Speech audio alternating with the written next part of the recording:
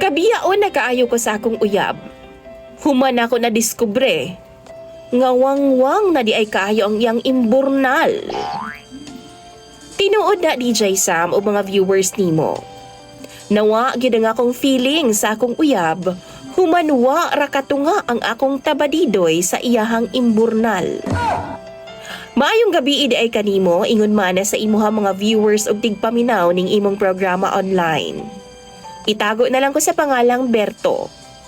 23 anyos ko ug nagpuyo dinhi sa Tagum City, Davao del Norte. DJ Sam, wa na gyud ko'y laing choice pa, kundi mangayo na lang kog tambag sa imo mga tigpaminaw tungod kay wa na jud ko kahibaw kung unsa bay angay na kong buhaton karon. Humanwa naman gyud ko'y feelings pa sa akong uyab. Ug akong sugdan na dihang nagtrabaho pa ko sa usa ka kumpanya dinha sa Davao City. Usa ka adlaw ni ana, human sa among duty adlaw katong Sabado. Nang hagad ang ako mga kaubanan nga mag-inom lagi daw mi sa usa ka bar diha sa Davao. Katong gabi una, nakaila na ako ang akong uyab nga itago nato sa pangalang Christine.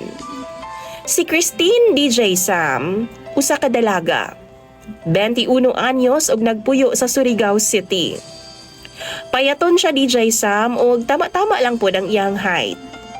Tapos dili na ko malimod, apiki gid siya now. Pero ambot ba nganong na in love ko sa iyaha? Hubog manggod ko ni atong higayuna DJ Sam, maong gwapa kayo siya sa akong pananaw. Milabay ang 5 ka buwan sa among relasyon, ning resign ko sa akong trabahuan ug nipauli ko sa amo a DJ Sam ug gidala nako si Christine. Sud sa 5 ka buwan namo nga relasyon, wa gid